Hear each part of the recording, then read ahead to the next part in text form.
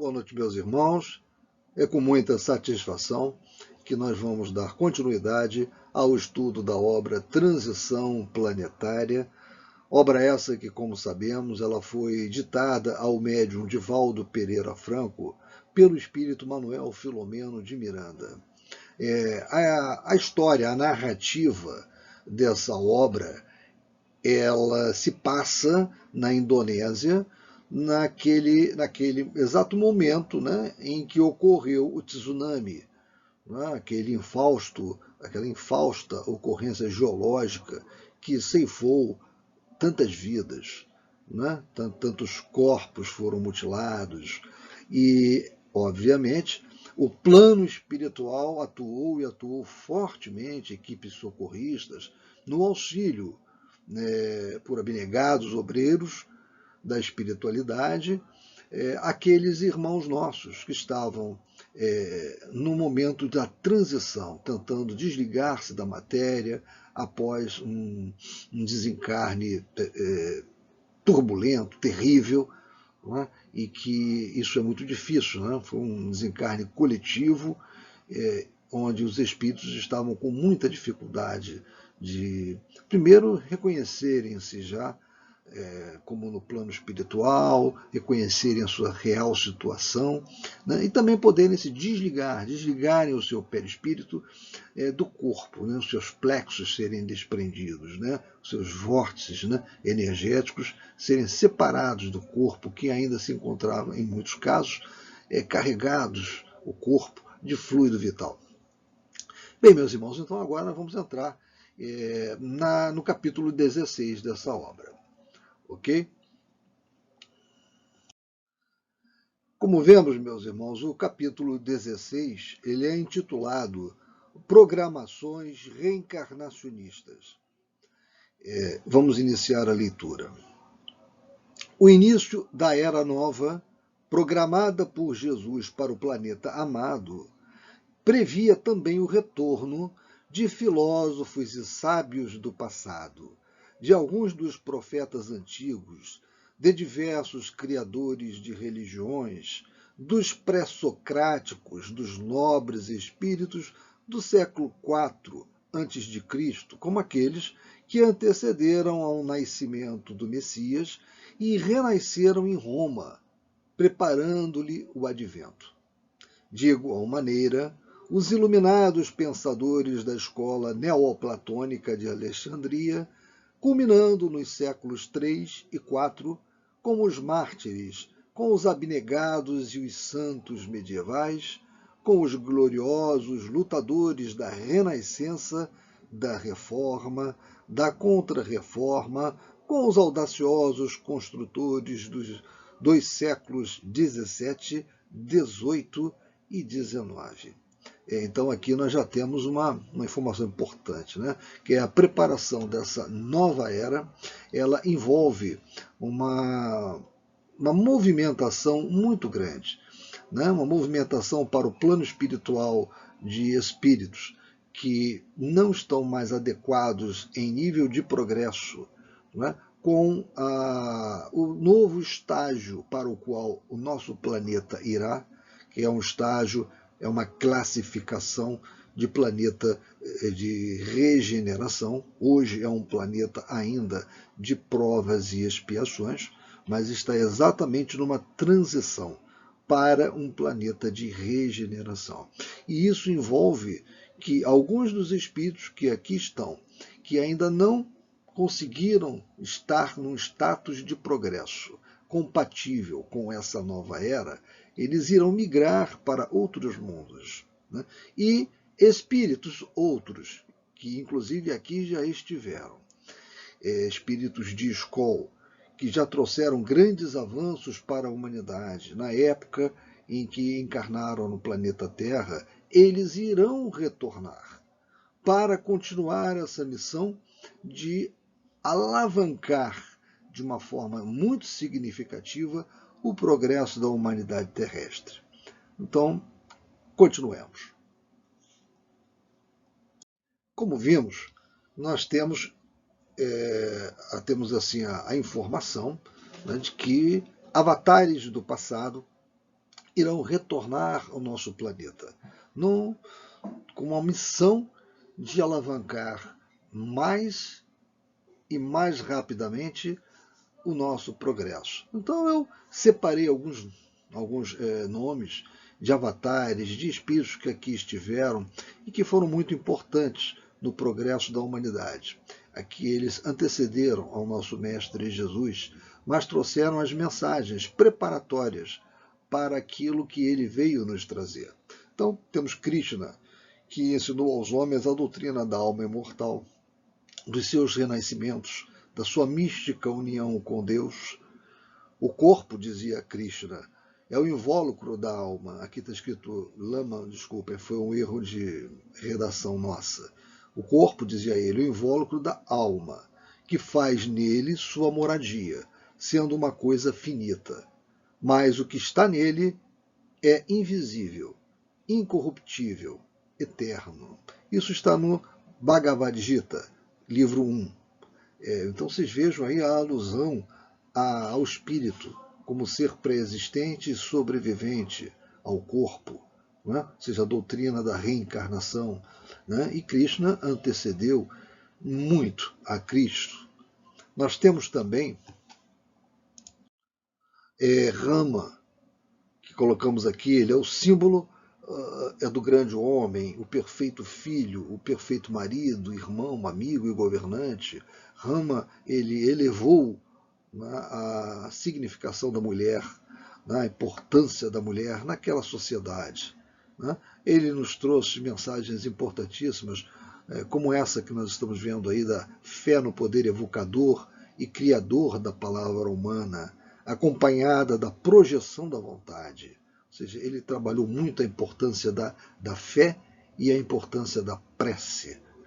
Ele também trabalhou os conceitos de imortalidade da alma e de reencarnação.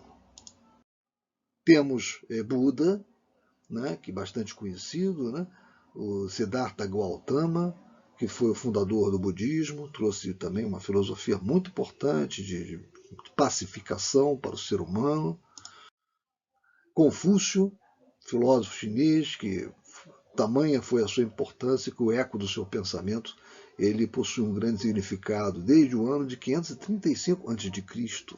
Todos esses que nós estamos falando, né, esses homens, esses filósofos, essas criaturas que aqui foram, né, tratadas, elas antecederam a Cristo. Elas prepararam o terreno para a grande mensagem que Cristo nos trouxe, que Jesus nos trouxe.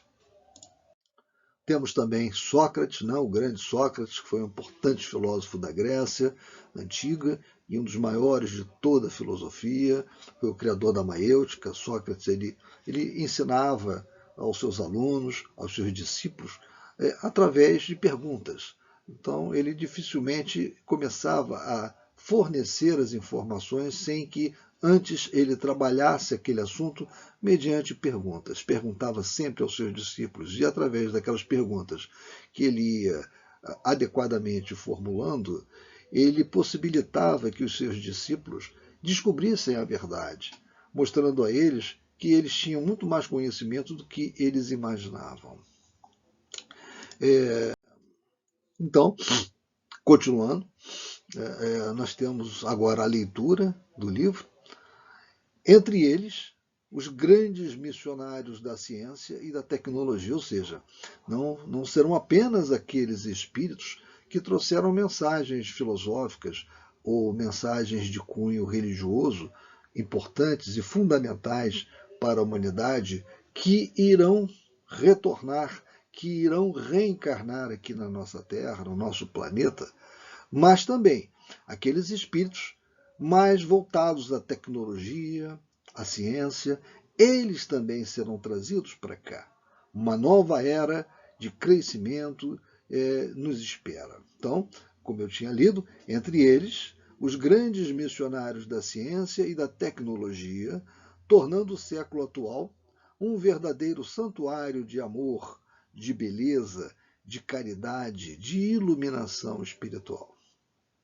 Certamente que em períodos diferentes, missionários do bem e da verdade estiveram na Terra a fim de que nunca faltassem os ensinamentos superiores, que facultavam a libertação das amarras nas tendências perturbadoras das más inclinações. Na atualidade, porém, ocorreria algo especial em relação aos insensatos e perversos, aqueles que ainda se comprazem no mal, que desfrutando da feliz oportunidade de autorredenção e não a aproveitando em razão da sua sintonia com o primarismo, serão recambiados para mundos inferiores a eles equivalentes. Eu tinha um pouco antes já antecipado essa informação, né? Ou seja, essa gangorra, onde aqueles que hoje estão aqui, mas não se prepararam moralmente para aqui continuar, eles irão sair do nosso planeta, irão migrar para outros planetas, para outros mundos, onde eles irão poder também contribuir fortemente para a promoção do crescimento, não só daqueles que lá estão, nesses outros mundos, aqueles espíritos que lá estiverem, como também para si próprios. E terão a oportunidade de para cá retornarem quando estiverem numa graduação moral compatível com essa nova era que nos espera.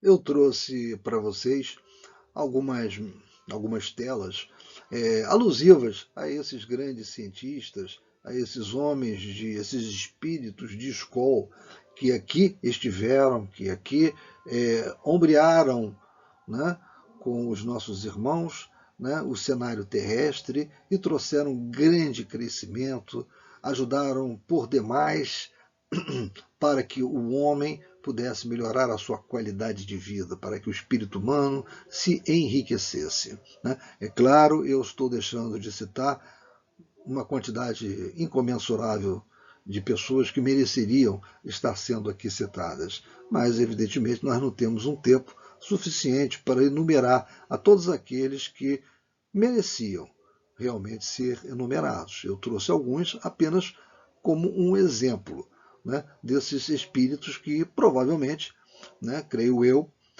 poderão retornar. Nós não sabemos, né, quais são esses espíritos que irão retornar para encarnar novamente aqui neste planeta, né? Mas acredito que talvez um desses, pelo menos, possa ser chamado para isso. Então eu trouxe aqui para vocês o Alexander Fleming, que foi o descobridor da penicilina, salvou tantas vidas até hoje. Essas vidas são salvas, né, pela sua descoberta. Temos o Albert Sabin, né, que junto com o Jonas Salk, que foi o pioneiro, ele também trabalhou para a cura da paralisia infantil e conseguiu, né? Era um grande tormento, né, para o ser humano, a questão da paralisia infantil, e esses dois homens de ciência conseguiram, né, nos entregar a condição necessária para nós eliminarmos esse mal. Aqui temos o Thomas Alva Edison, que ele começou a inventar no século XIX, mas as suas invenções ainda estão aqui entre nós. Ele aqui nessa tela, né, ele está segurando uma lâmpada, né? Hoje, quando nós acendemos as nossas lâmpadas, nós não podemos deixar de esquecer, não podemos esquecer, melhor dizendo, não podemos esquecer a grande contribuição desse cientista, desse homem de tecnologia, né, que ele não era só um cientista, ele era um homem de tecnologia também, né? Um homem, um espírito empreendedor que criou diversas coisas como o fonógrafo, ou seja, fez milhares de invenções. Agora que nós conhecemos mais e que nos afeta mais diretamente o nosso dia a dia é a lâmpada incandescente. Aqui Isaac Newton, físico, astrônomo, matemático inglês, que descobriu as leis da mecânica celeste, estabeleceu a lei da gravitação universal.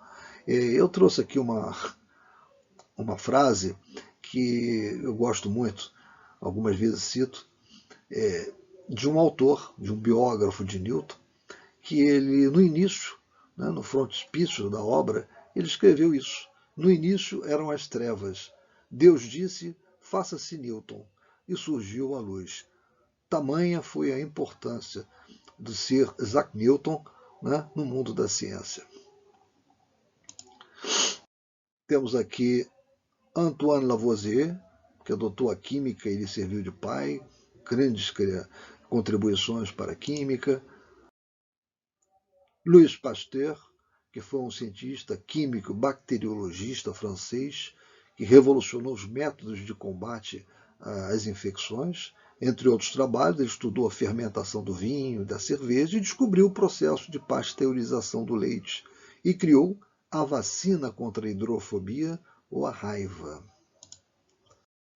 Temos nosso brasileiro Oswaldo Cruz, que erradicou a febre amarela, tornou a vacinação obrigatória, ou seja, ele tornou o nosso país, como dizem alguns biógrafos, né, habitável. Albert Einstein dispensa apresentações, não é verdade? É muito famoso e muito citado. Né? Ele trouxe a claridade que precisávamos, né, para os conceitos de espaço e tempo com a sua teoria da relatividade. E Gandhi foi um advogado nacionalista, anticolonialista, e que nos mostrou, através do exemplo, a possibilidade de resistência não violenta. Né? Então, pelo seu trabalho, né, nesse sentido, da não violência, né, do entendimento entre as pessoas, entre as nações, entre os povos, e eu coloquei também Gandhi aqui nessa relação. Então, meus irmãos, essa relação que eu acabei de lhes apresentar não é uma relação, dos nomes, né, de cientistas, não é uma relação exaustiva. Muito pelo contrário. Ela é uma relação meramente exemplificativa. Eu busquei apenas alguns nomes de cientistas, né, de seres humanos que aqui estiveram, que eu entendo que deram grandes e importantíssimas contribuições, e não obstante, dezenas, milhares de outros que também fizeram contribuições fantásticas. Voltando à nossa leitura, nesses novos campos de luta, oferecerão os conhecimentos que amealharam na terra e experimentarão as consequências da teimosa persistência no crime, na hediondez, até que se integrem nos compromissos edificantes e possam voltar à Mãe Terra, integrando-se-lhe no programa de sublimação. De quem nós estamos falando? Daqueles irmãos nossos que precisaram sair aqui do planeta, né, não mais encarnarem aqui, porque ainda estavam ligados ao primarismo emocional, não evoluíram moralmente o suficiente que fosse compatível com o novo patamar de evolução moral que o nosso planeta, que está em transição para um mundo de regeneração, exige. Então, nós estamos falando, nesse parágrafo que acabamos de ler, desses espíritos, né, que serão obrigados a migrar do nosso mundo para outro. Verdadeira revolução espiritual estava sendo travada no mundo das causas, a fim de que o advento do amor e da caridade, do bem e da misericórdia possa dar-se sem precipitação, dentro de uma programação muito bem elaborada, que não mais pode ser postergada. Mas vejam que em tudo há um planejamento. Né? Esse mundo das causas, o plano espiritual, ele tem muito planejamento. E natureza não caminha aos saltos. E eles fazem as coisas, né, dentro de um padrão do possível, sempre do possível. Em realidade, nunca deixaram de, periodicamente, esses luminares da inteligência e do amor renascer no mundo terrestre, dando continuidade aos seus labores, às suas especialidades cada vez mais aprimoradas, facultando o progresso e a felicidade dos seres humanos em processo de crescimento para Deus. Vinculados pelo amor ao serviço do desenvolvimento intelecto-moral do planeta, têm sido estrelas fulgurantes em noites escuras, diminuindo a treva e pondo claridade no zimbório celeste, na abóbada celeste, né, no céu, por enquanto em sombras. São eles que nos não deixam olvidar os compromissos com a verdade, exemplos de abnegação e devotamento que nos enriquecem de conhecimentos e de vibrações amorosas, a fim de que não desfaleçamos nas lutas pessoais. Anônimos uns, conhecidos outros, caracterizam-se pela conduta moral e espiritual que os torna superiores às épocas em que viveram, desenhando o futuro com os seus exemplos de sacrifício. Reflexionando em torno dos dias do futuro, não pude furtar-me ao desejo de contribuir de alguma forma com esses missionários do bem, prometendo-me intensificar os reforços para melhor servir, pelo menos no período de preparação para os seus renascimentos no corpo físico. Dialogando com o querido amigo Yvon, exteriorizamos os sentimentos que vigiam em nós, pensando nas grandes e desconhecidas batalhas que seriam travadas, como, aliás, vem acontecendo no dia a dia de todas as existências nobres, afeiçoadas ao dever e à verdade. De modo, fomos convocados pelo Dr. Silvio para visitarmos alguns casais que se haviam comprometido em receber os irmãos de Alcione.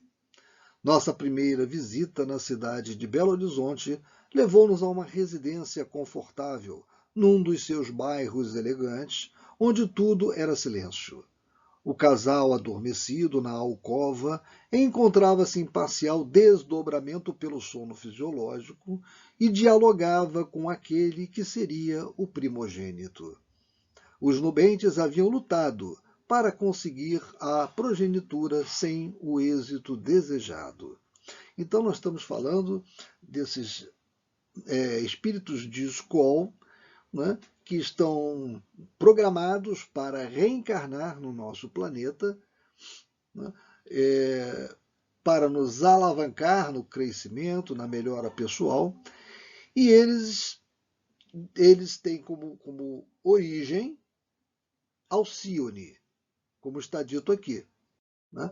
Alcione é uma estrela que faz parte de um enxame de estrelas, conhecido como M45, Pleiades, ou Sete Irmãs, ou ainda Sete Estrelo, e outros povos devem dar nomes diferentes também.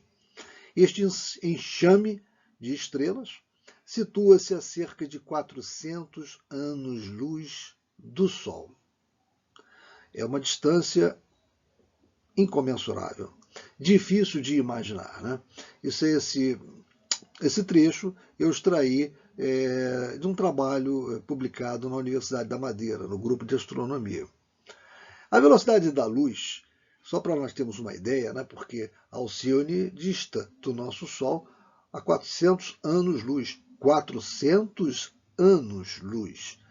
Para nós termos uma pálida ideia dessa distância, nós temos que lembrar que a velocidade da luz vale cerca de 299.792.458 metros por segundo. Ou seja, a cada segundo, a luz viaja aproximadamente 300 mil quilômetros. Isso é segundo, né? Ao se propagar no vácuo. Ou, vejam, 1.792.848.800 quilômetros por hora. Que fantástico isso! Por hora, a luz ela tem uma trajetória, ela viaja a 1 trilhão de quilômetros. A cada hora ela avança a luz a 1 trilhão de quilômetros. Isso a cada hora. Bem, Alcione está a 400 anos de luz. Né? Então, para quem gosta de fazer contas e de interesses matemáticos, né, é só procurar fazer essa conta. Né? Um minuto tem 60 segundos, né? Uma hora tem 60 minutos, né? Um dia tem 24 horas, e aí você tem aqui que a luz caminha por hora a 1 trilhão de quilômetros, né? 1 trilhão de quilômetros por hora. Então, aí você pode começar a fazer as multiplicações, né?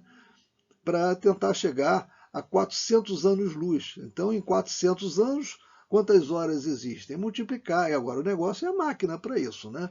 Vai ter que usar exponencial, né? Tem que usar uma referência exponencial para isso.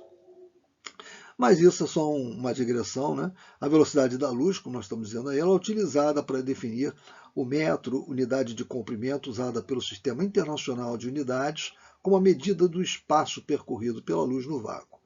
Eu trouxe essa informação, apesar que o nosso irmão Gilberto já teve a oportunidade, né, de falar muito bem para vocês, com muito mais propriedade e detalhamento sobre Alcione. Né? Mas isso é só para nós não nos esquecermos de onde provém esses espíritos que vão se reencarnar nessa nossa nova era.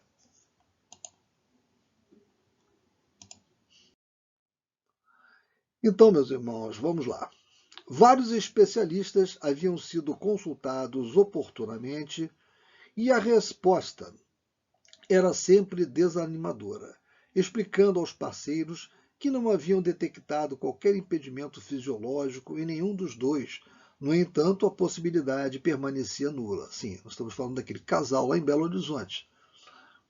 Após receberem sugestão para uma fecundação in vitro, haviam concordado e preparavam-se para o cometimento através de cuidadoso tratamento especializado. No dia seguinte, seria feita a primeira tentativa para a posterior utilização dos espermatozoides do esposo ansioso pela paternidade. Considerando-se o mérito de ambos os cônjuges, foram destacados 2 espíritos da equipe da Era Nova para que renascessem. Está errado aqui, renascessem, né? Renascessem. Está escrito errado, desculpem. Para que renascessem através desse processo especial, processo reencarnatório especial, porque é um processo in vitro, né? Um reencarnatório, porém é in vitro. Eu vou, na próxima tela, fazer uma digressão sobre esse trabalho da espiritualidade que antecede a concepção, extraído da obra Missionários da Luz. Por isso que está sublinhado o processo especial. Conversavam desse modo com aqueles que lhes renasceriam através das conjunturas genéticas e revelavam incontida ansiedade. Dr. Silvio, solícito, conhecendo o programa que seria executado, propôs que dessemos início à terapia auxiliar preparatória, convidando-nos à oração de súplica ao Senhor da vida em favor dos futuros. Como disse há pouco, eu trouxe para vocês um esquema geral do processo de reencarnação. Nesse capítulo que nós estamos lendo, nós temos um processo especial da reencarnação envolvendo a fertilização in vitro. Né? Agora, existe o processo geral da reencarnação, né? Que eu denominei a embriologia sob um novo prisma. E esse processo geral da reencarnação foi extraído da obra Missionários da Luz, de André Luiz, psicografado por Chico Xavier. Então, tem algumas fases. Primeira fase, a elaboração dos mapas cromossômicos pelos espíritos construtores, apresentando a configuração geral do organismo que irá servir de instrumento para o espírito reencarnante. Então, se veja que tem espíritos especializados em diversas, inumeráveis áreas. E não poderia deixar de ser na área genética. Então, tem os mapas cromossômicos que eles são preparados pelos espíritos denominados de espíritos construtores. Né? A segunda fase é a equalização magnética entre o espírito reencarnante e seus pais. Em outros termos, começa uma ligação fluídica direta do espírito reencarnante com os futuros pais. Na terceira fase, nós temos a atividade dos espíritos construtores fazendo o trabalho de magnetização do corpo perispirítico do espírito reencarnante, para possibilitar-lhe a miniaturização. Nesta fase, o reencarnante vai tornando-se cada vez mais inconsciente. Nesta fase, na quarta, ocorre a identificação no canal vaginal do espermatozoide mais apto, sendo fixado nele determinado potencial magnético que o ajudará a desembaraçar-se dos demais, para desta forma fecundar o óvulo. Logo após a fecundação, ocorre o ajuste da forma reduzida do espírito reencarnante no ovo. Né? E aí nós temos a continuidade de todo o processo. Então isso foi extraído, como disse, da obra Missionários da Luz, de André Luiz, psicografia de Chico Xavier, página 232, sexto parágrafo. Agora, voltando à nossa obra, em que nós estamos falando de uma reencarnação especial, uma vez que a fertilização do óvulo será feita in vitro. Né? Então, após comovedora prece proferida por ele mesmo, foram aplicados recursos bioenergéticos nos corpos adormecidos de ambos os parceiros, de modo a facilitar-lhes a produção de espermatozoides saudáveis, assim como de óvulos, que permitissem a fecundação exitosa. Embora o cuidado de que se revestia o momento, notamos a presença de alguns espíritos em aflição, que haviam acorrido à residência ao saberem dos planos para o renascimento dos visitantes, e que de alguma forma tinham vinculação emocional com os cônjuges. Aliás, foram um aborto no passado que criara a dificuldade atual. Embora recuperados do delito, ficaram as sequelas no perispírito da senhora, que lhe dificultavam a concepção. Um daqueles candidatos frustrados havia sido um filho não aceito, e apesar de já não existir ressentimento de sua parte, no momento, sem possibilidade de tornar-se factível o seu retorno, em razão do programa ora elaborado. Com muita ternura e bondade, o nosso mentor explicou-lhe a ocorrência, tranquilizando-o em relação ao próprio futuro, quando também mergulharia no corpo somático, fruindo de melhores recursos para o progresso pessoal.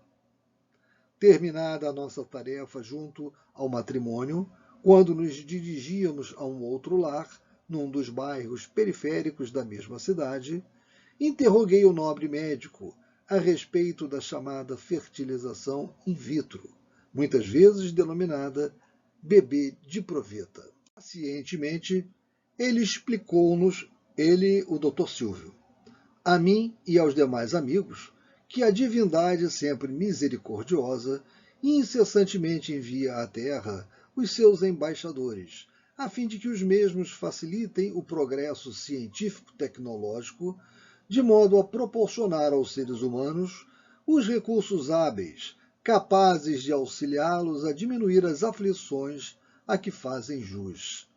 A cada momento, informou-nos com gentileza: a ciência e a tecnologia dão-se as mãos, contribuindo em favor da sociedade feliz, assim como enviando os missionários do amor para que os sentimentos de bondade, de misericórdia e de fraternidade vicejem onde antes os combates de extermínio tinham lugar. Naturalmente, é mais fácil a conquista horizontal, a dos valores culturais e técnicos, do que a grande vertical do amor, em direção a Deus, razão pela qual ainda permanecem as lutas hediondas de toda espécie entre os seres humanos. Foi a partir de 1978, graças ao nascimento de Louise Brown, que se logrou o êxito na grandiosa experiência da fecundação fora do organismo humano. Concluiu-se uma etapa de alta significação para as pessoas impossibilitadas de lograr a fertilização convencional, dando lugar à transferência dos embriões para as mulheres que sofriam de infertilidade tubária ou que tinham as trompas obstruídas. Louise Joy Brown foi a primeira pessoa no mundo, isso aqui é uma pesquisa que eu fiz agora, aqui na parte de baixo, para dar um pouco mais de informações a vocês, né? Uma vez que a questão da Louise Brown foi citada no nosso capítulo. Então, a Louise Joy Brown foi a primeira pessoa no mundo a nascer a partir de uma fertilização in vitro. É atualmente uma trabalhadora postal e já foi enfermeira em Bristol. Os pais de Louise, Leslie e John Brown, tentaram durante 9 anos engravidar, sem sucesso. Isso foi extraído da Wikipédia.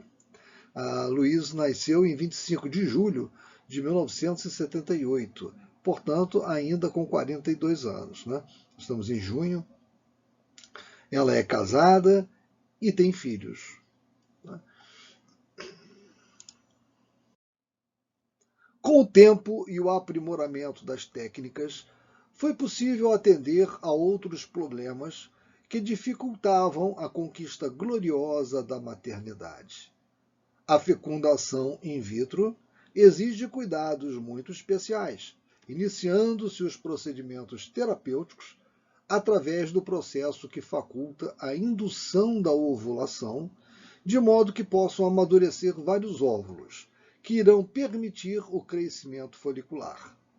Em casos especiais, usam-se drogas específicas para esse mistério, o que não ocorreu no caso que estudamos.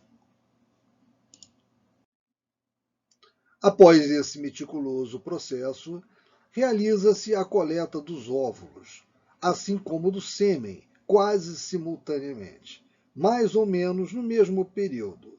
E depois da análise e seleção dos primeiros, procede-se à inseminação com o esperma elegido.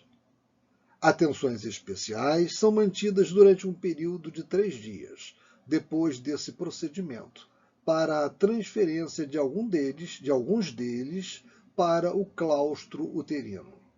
Todo esse processo requer perfeita identificação da maturidade dos óvulos, o que se consegue mediante o estudo do líquido folicular que é extraído para essa finalidade.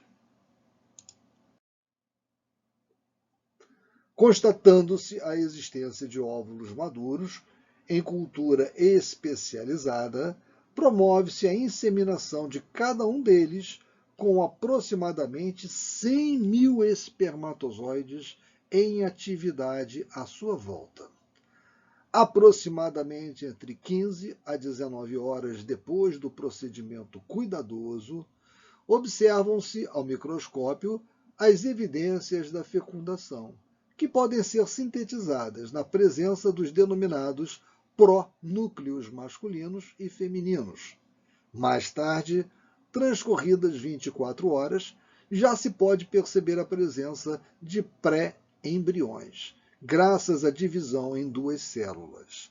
Somente após 48 horas até 72 horas, quando os mesmos apresentam 4, 8 ou mais células, é que se procede à transferência para o útero materno.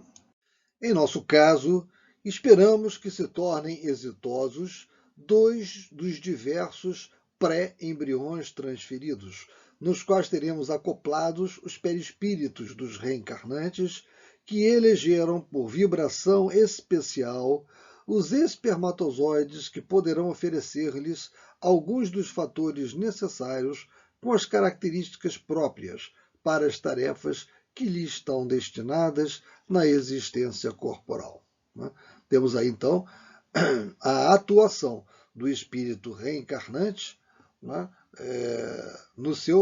para a escolha, para a eleição por vibração especial dos espermatozoides que poderão lhes oferecer alguns dos fatores necessários com as características próprias para as tarefas que lhes estão destinadas na existência corporal.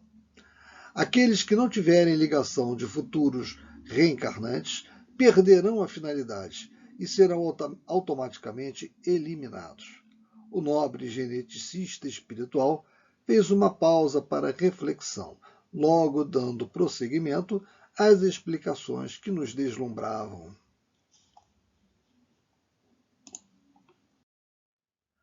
Quando os estudiosos das várias doutrinas científicas buscarem a identificação com as revelações espirituais, permitindo-se entender os mecanismos que constroem a vida física e a mantêm, muito mais fácil lhes será a execução dos compromissos que abraçam na condição de missionários do bem em favor da humanidade. Ao lado da fertilização in vitro, a admirável contribuição de mulheres enobrecidas pelo amor que emprestam seus ventres para o desenvolvimento dos embriões e surgimento dos fetos até o momento do parto. Desde algum tempo, algumas denominadas como barriga de aluguel, por cobrarem importâncias monetárias para o mistério, é de um valor incontestável. Bem, meus irmãos, antes de lermos essa próxima tela, eu gostaria de ler para vocês um trecho extraído dessa obra, né, de Kennedy ao Homem Artificial, um trecho da parte do capítulo 82, exatamente que trata esse capítulo, né, do homem artificial. E que tem a ver com o tema que nós estamos tratando, né? Então, vejam aqui. A presença do espírito é essencial à elaboração do corpo físico. Ainda que nas primeiras semanas o processo se desenvolva com certo automatismo biológico, a atuação do espírito é exigida pelo menos a partir do ponto em que começa a diferenciação do embrião. Como nos ensinaram os doutos, os embriões animais pouco diferem uns dos outros nos primeiros estágios, pois todos eles recapitulam o processo evolutivo do ser vivo. Daí em diante, o espírito reencarnante dirige a distribuição das células dentro do molde construído pelo seu campo magnético. Só assim é possível a formação de um ser devidamente ordenado, com células ósseas, nervosas, musculares, sanguíneas e suas respectivas funções, num maravilhoso automatismo autorregulador, que vai durar algumas décadas.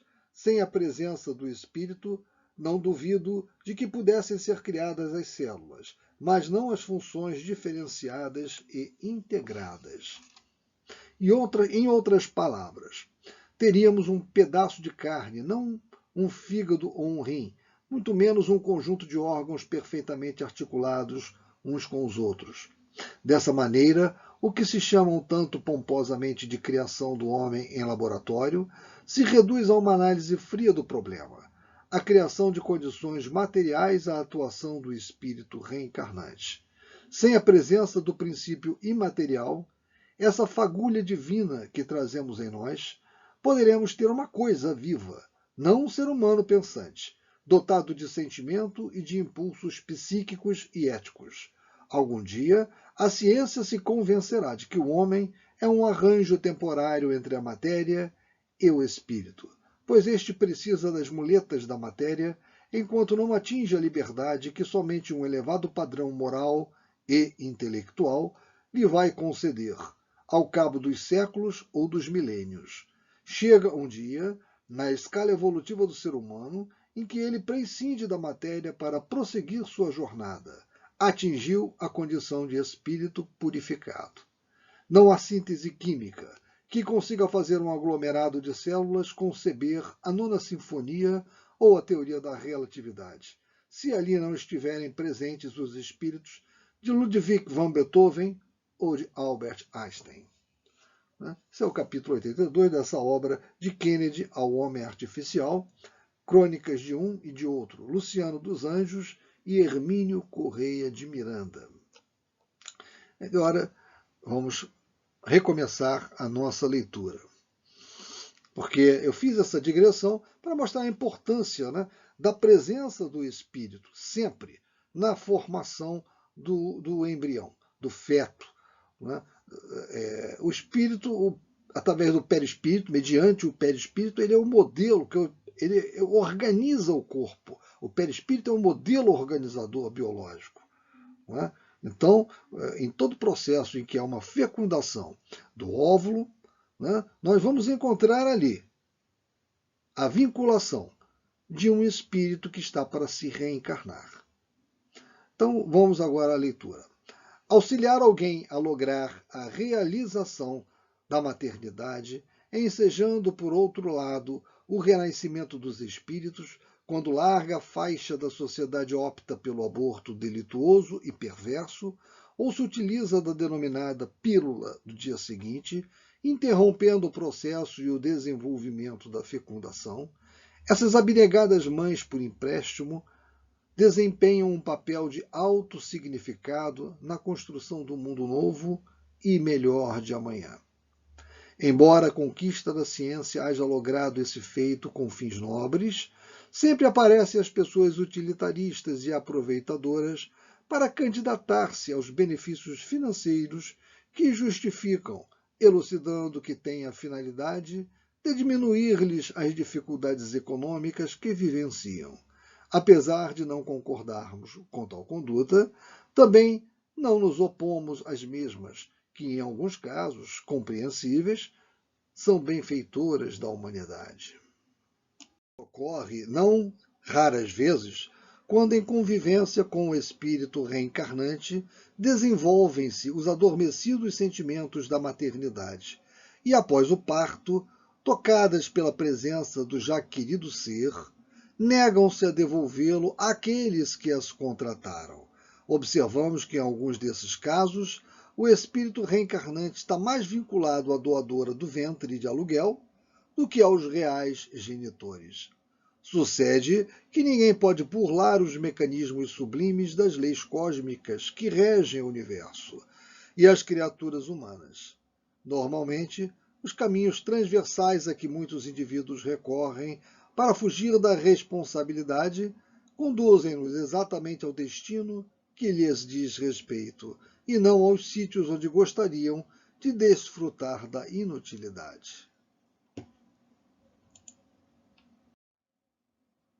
A nossa participação, assim como a dos devotados trabalhadores que se encontram vinculados ao mistério que abraçamos, não será permanente, sendo realizada apenas em alguns casos especiais, porquanto, desde alguns anos do século passado, os nossos irmãos de Alcione estão reencarnando-se na Terra sem alarde, tornando-se expoentes de sabedoria e portadores de grande contribuição cultural e espiritual.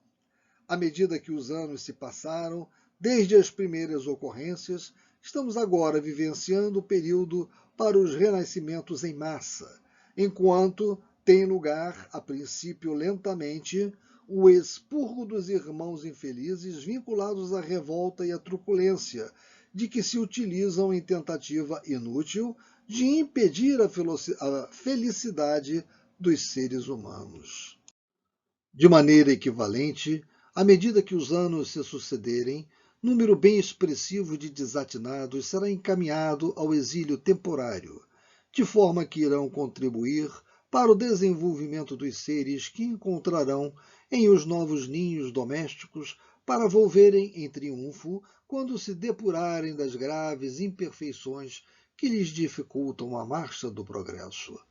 Tem sido assim desde os primórdios do estabelecimento das raças humanas na Terra, quando missionários do amor e do conhecimento, oriundos de outras moradas da casa do Pai, mergulharam nas sombras do planeta para oferecer a contribuição valiosa dos seus conhecimentos. Como vimos, Rama, Krishna, Hermes, Orfeu e tantos outros. É assim que tudo serve, que tudo se encadeia na natureza, desde o átomo primitivo até o arcanjo, que também começou por ser átomo. Admirável lei de harmonia que o vosso acanhado espírito ainda não pode apreender em seu conjunto. Assim responderam os espíritos nobres, responsáveis pela codificação do espiritismo a Allan Kardec, conforme a questão de número 540, íncita em O Livro dos Espíritos. Esse encadeamento já houvera sido percebido por Antoine Lavoisier na sua célebre citação em torno do estudo da massa. Na natureza nada se cria, nada se perde, tudo se transforma. Nada obstante, na atualidade, constatou-se que há sempre uma perda de massa na reação de uma substância libertando energia, o que, de certo modo, não altera o conteúdo do nosso pensamento em torno da harmonia universal, assim como das leis que a mantêm. Houve um silêncio natural, convidando-nos a reflexões profundas em torno dos divinos desígnios. Na programação em torno do renascimento dos espíritos procedentes de Alcione, considerando-se que os mesmos não têm compromisso negativo no planeta terrestre, destacou-se a desnecessidade de estabelecimento de metas proporcionadoras do ressarcimento de débitos morais em relação às existências anteriores, como sempre ocorria nos casos convencionais a que estávamos acostumados. São espíritos de escola que, aqui, quando chegarem ao nosso planeta, não estão precisando pagar dívidas, carpir débitos do passado. Eles estão vindo em outras circunstâncias. Nós sabemos que há 3 formas de reencarnação. Ou nós reencarnamos por prova, ou por expiação, ou por missão. Esses espíritos, pelo que nós estamos entendendo, eles estão vindo para cá como missão. É uma reencarnação como missão. No departamento de reencarnações, os mapas adrede estabelecidos apresentavam organismos saudáveis, sujeitos, entretanto, aos fenômenos normais de desgaste da energia, assim como às ocorrências de enfermidades menos graves, de forma que todo o tempo em que eles dispunham os espíritos fosse dedicado ao labor edificante da fraternidade, dos estudos e aplicações das propostas sobre o próprio progresso moral e espiritual, assim como do planeta, trazendo da dimensão de onde se originavam os tesouros logrados no processo da evolução, não eram exilados em mecanismos de reabilitação, mas voluntários do amor, contribuindo em favor da felicidade das vidas humanas em cujo seio renasciam. Ou seja, que caracterizado estavam e estão reencarnando em missão. São espíritos missionários. Por isso que os corpos, os mapas adrede estabelecidos, como eu acabei de ler, eles apresentavam organismos saudáveis. Não havia necessidade de que houvesse alterações cromossomiais, tendentes a possibilitar doenças, problemas de saúde necessários para que o espírito evoluísse em determinado aspecto. Não, eles não vieram com débitos a pagar. Eles não vieram e estão vindo como missionários. Voltamos, repetimos. Cuidados, portanto, no que dizia respeito aos renascimentos, cingiam-se, na grande maioria, às contribuições genéticas dos futuros genitores, de maneira que os perispíritos dos candidatos pudessem modelar as suas necessidades intelectuais e morais, experimentando as conjunturas ambientais, mas também desenvolvendo os compromissos a que se vinculam, sem maiores impedimentos resultantes da maquinaria orgânica. Desse modo, os preparativos para a inseminação artificial, no caso referido, prosseguiram amparados por Dr. Silvio e nossa equipe, transformando-se em realidade dias depois, quando foi possível fazer a transferência dos embriões com os respectivos espíritos vinculados, facultando posteriormente a constatação do fenômeno da gestação. A alegria que tomou conta do casal quando lhe foi apresentado o diagnóstico de êxito em torno do empreendimento converteu-se numa celebração de amor e de gratidão a Deus através da oração, de que participamos à noite, quando se encontrava em parcial desdobramento pelo sono. Tanto os futuros genitores como os irmãos gêmeos que se reencarnariam exultavam dialogando com emotividade e confiança em torno dos planos de construção do bem, mediante o estudo, a dedicação ao trabalho e a entrega irrestrita à divina misericórdia, que tudo provê com equilíbrio e sabedoria.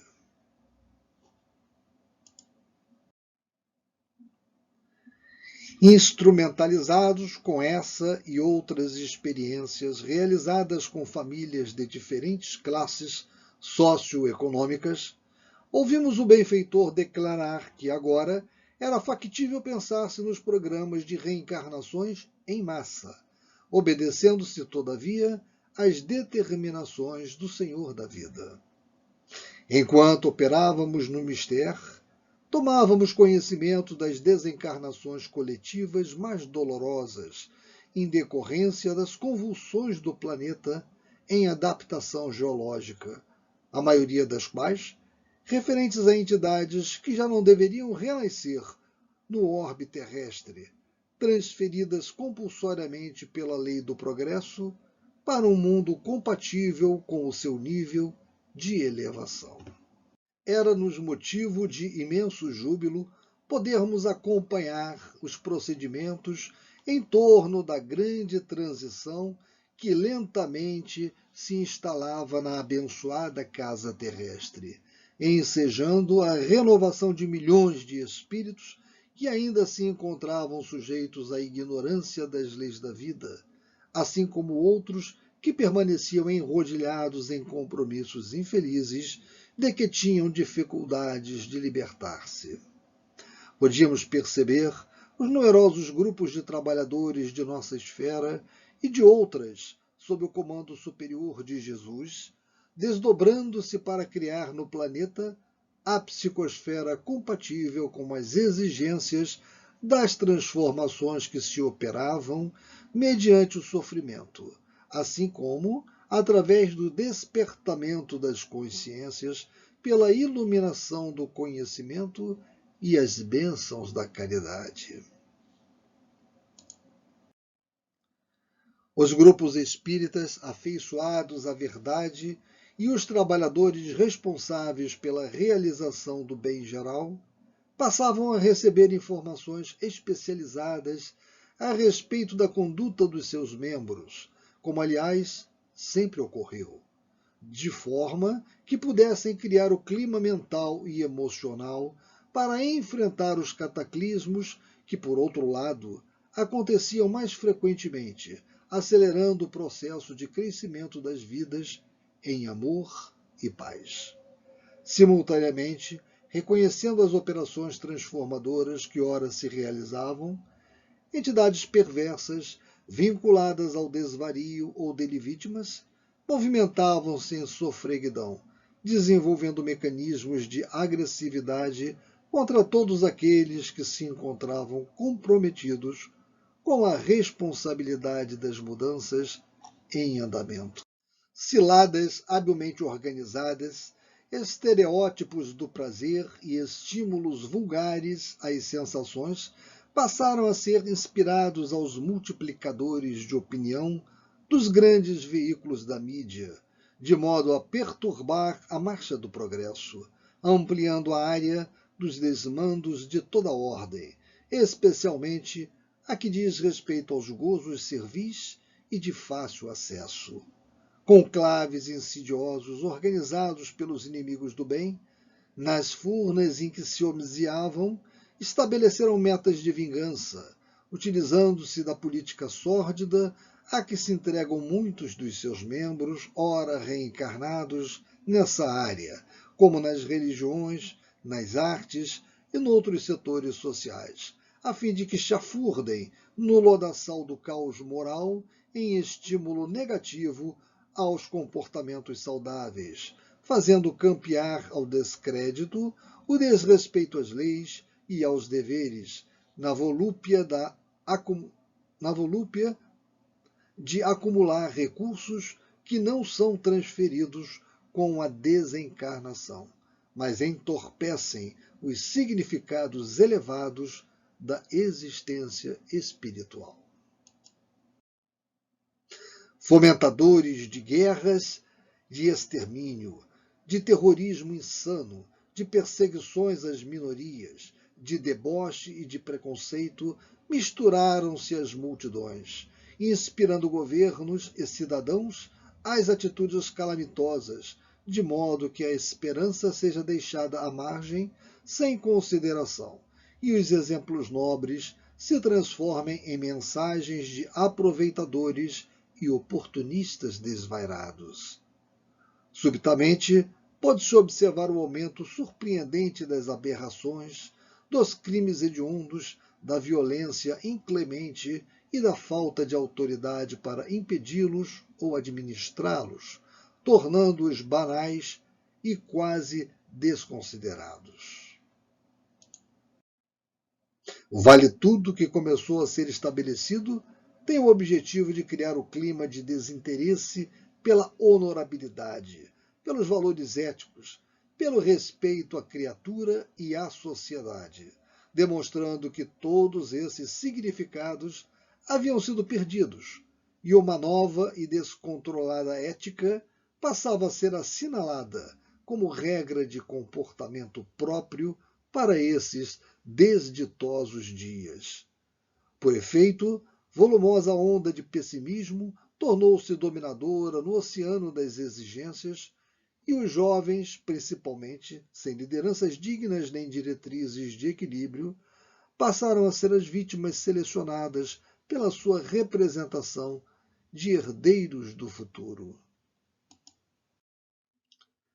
As festanças licenciosas, os programas televisivos chulos e vulgares, agressivos e mentirosos, ao lado do cinema e do teatro em lavagem cerebral, de que somente o prazer a qualquer preço é que vale a pena, começaram a tomar o proscênio, o teatro, a cena, o palco terrestre, local de hediondez, de selvageria e de permissividade, que levam à degradação, à exaustão. Repentinamente, os pais e educadores passaram a ser assaltados pelas dúvidas em torno do significado da formação moral dos filhos e aprendizes, verificando os salários altíssimos com que serão remunerados os comportamentos doentios e chocantes, em detrimento das profissões dignas e desgastantes daqueles que exaurem no exercício do dever. Os dois mundos de vibrações, físico e espiritual, aumentaram o intercâmbio com maior facilidade, e o conúbio espiritual inferior, o casamento, o matrimônio, começou a fazer-se tão simples que qualquer comportamento mental logo encontra resposta em equivalente sintonia com os espíritos que se movimentam nessa faixa vibratória. É claro que aquela que diz respeito aos sentidos mais agressivos e sensuais predomina na conduta generalizada. Conversando com um amigo Yvon, logo pensamos nas grandes lutas do Armagedon, conforme as velhas anotações bíblicas que seriam sintomáticas do fim dos velhos tempos, para dar acesso aos novos e ditosos transferidas do Vale das Guerras do passado de Israel para todo o planeta atual. As ameaças de fim do mundo,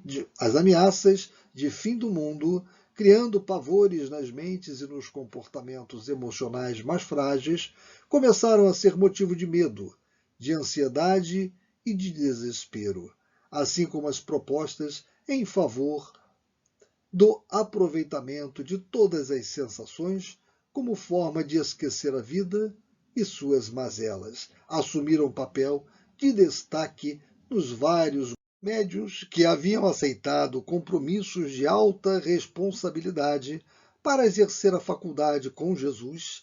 Nesses dias difíceis, sem dar-se conta, estão abandonando a vigilância recomendada pelo Mestre e por Allan Kardec para engalfiar-se em lutas de competição doentia, buscando lograr posições de relevo enquanto se fazem instrumentos de espíritos levianos que se comprazem em profetismo de terror e revelações confusas, mediante as quais tentam introduzir no movimento espírita as informações inautênticas de que se fazem portadores, gerando incompreensão e desordem.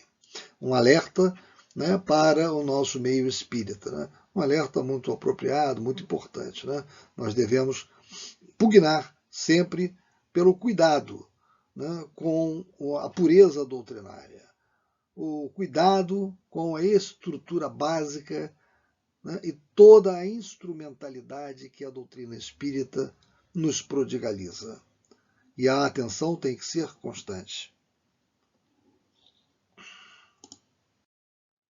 Agredindo-se reciprocamente a troco da vaidade que desborda em direção do orgulho e da soberba, esquecem-se de servir a causa espírita, a fim de servir-se dela nos seus propósitos conflitivos, que escamoteiam a benefício da exaltação do ego atormentado e insatisfeito. Uma observação também muito importante, né?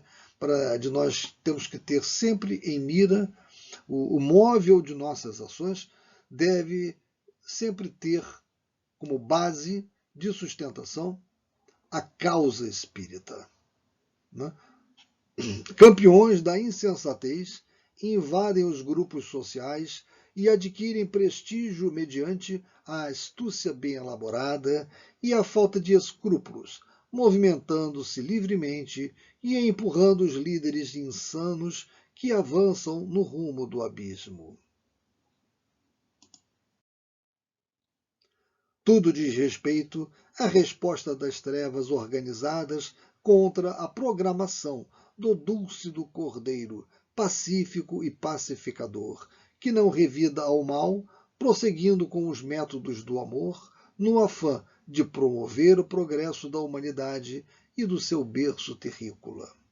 Em nossas reflexões nas noites seguintes, podíamos ver, sem qualquer dúvida, as caravanas de luminares descendo na direção da terra, de eruditos, de cultos, de sábios, descendo na direção da terra, com a missão sublime de facilitar a reencarnação dos novos condutores do futuro ao lado dos imigrados de Alcione, em verdadeira sinfonia de bênçãos.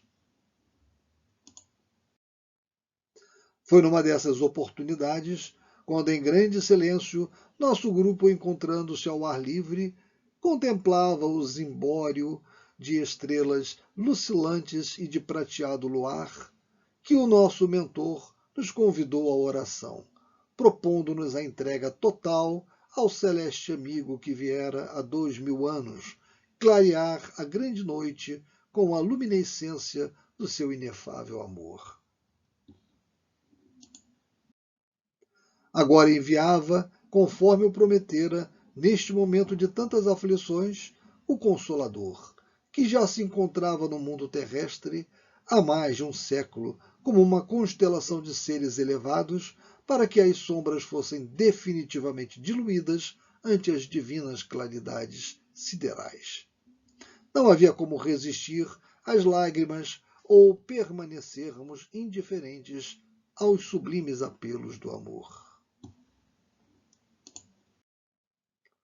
Então, meus irmãos, agradecemos a todos pelo tempo dedicado ao estudo de mais este capítulo e esperamos poder ter contribuído um pouco, que seja, né, no acréscimo da cultura espírita para cada um que nos ouviu.